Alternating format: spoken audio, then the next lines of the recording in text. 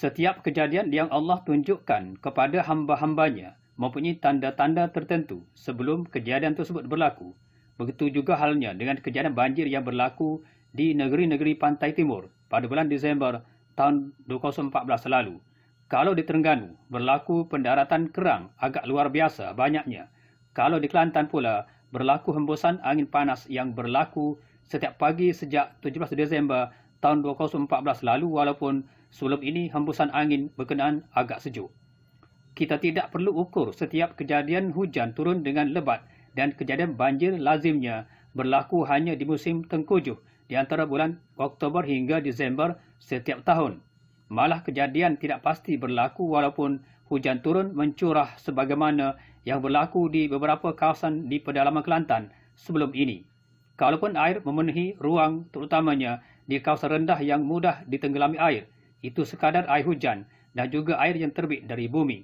Air yang terbit dari bumi dalam pengertian mata air itu juga sebagai tanda akan berlakunya banjir. Namun beberapa hari kemudian air tersebut akan kering apabila hujan tidak lagi turun.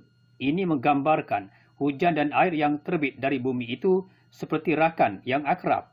Situasi ini pernah berlaku ketika banjir di Kelantan pada tahun 2007 dulu. Walau bagaimanapun, banjir 2014 ini agak berbeza. Ini kerana gelombang pertama banjir di Kelantan berlaku pada 7 Disember tahun 2014 lalu apabila angin bertiup ke serata arah diikuti hujan yang berterusan. Sesekali renyai dan kadangkala lebat di bahagian hulu Kelantan sejak bulan November tahun 2014 lagi untuk menunjukkan banjir akan berlaku. Peranan angin juga turut menggambarkan situasi yang berlaku. Kalau tiupan angin monsun timbul laut atau tiupan ke serata arah, air tidak akan naik dan banjir tidak akan berlaku. Tetapi jika tiupan monsun barat daya, jelas banjir pasti berlaku. Tiupan angin monsun barat daya bukan bertiup ke serata arah, tetapi bertiup selari yang menolak air laut dan air laut akan menolak sungai melalui kuala atau muara. Hakikat air masin tidak akan bercantum dengan air tawar. Amat jelas dan dengan demikian air tawar pasti mengalah. Dengan itu air akan naik. Apabila air telah naik lalu memenuhi ruang dan kawasan, hujan tidak lagi akan turun dan angin tidak lagi akan bertiup kerana selepas itu banjir akan surut.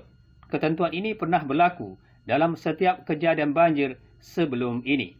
Selain paras air Sungai Golok ketika itu yang mengalir dan melimpah menyebabkan beberapa kawasan rendah dan mudah ditenggelami air seperti di Pekan Rantau Panjang yang terawal menerima banjir akibat hujan dan tiupan angin yang berterusan.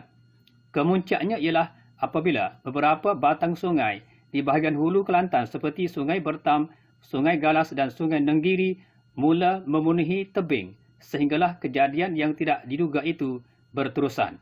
Air yang turun dari bahagian hulu itu kemudiannya mengalir ke laut yang akhirnya singgah di Kota Baru pada 23 Disember tahun 2014 apabila sebahagian kawasan rendah terutamanya di Tambatan Diraja, Jalan Padang Beng mula memenuhi ruang. Pada 24 Disember tahun 2014, air yang mengalir dari Sungai Kelantan yang begitu pantas mula memasuki pusat bandar Kota Baru apabila beberapa laluan yang rendah mula ditenggelam air seperti Jalan Pantai Cahaya Bulan, Jalan Tengku Petra Semerak, Jalan Gajah Mati berhampiran dengan Sungai Kelantan, Jalan Sultanah Zainab dan Bulatan Tuan Padang.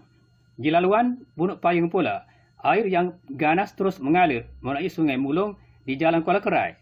Sungai ini mengalir di bawah laluan berkenaan dan air berkenaan mula memenuhi semua kawasan di Kota Baru kira-kira jam 8 malam. Menariknya tentang banjir 2014 ini ialah apabila beberapa kawasan yang tidak pernah dinaiki air sebelum ini mula melimpah. Manakala sesetengah kawasan yang pernah dinaiki air kelihatannya agak selamat. Hanya 3 tempat di Kelantan Yang agak selamat dan tidak dinaiki air ialah di Mulur, Bacuk dan Pasir Putih. Tentang banjir 2014 ini, ada yang mendakwa banjir berkenaan adalah banjir yang mengejutkan. Berbanding banjir kilat pada tahun 1975, dikatakan banjir ini agak besar juga.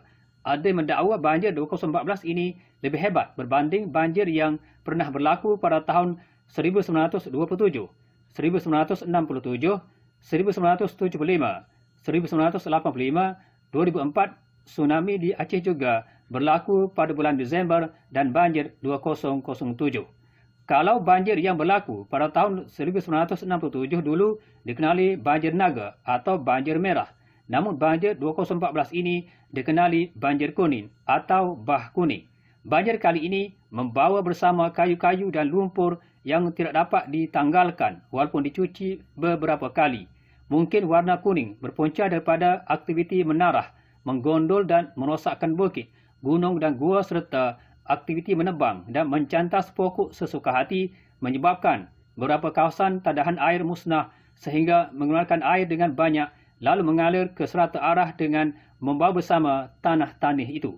Walaupun banyak pengertian dan dakwaan tentang banjir ini, jelas banjir kali ini pada tahun 2014 bukan sahaja menyebabkan harta benda musnah, rumah hanyut, ternakan turut terkorban, banyak barangan keperluan tidak dapat diselamatkan, tetapi juga banyak nyawa terkorban bukan sahaja tidak sempat berpindah tetapi telah dihanyutkan arus deras.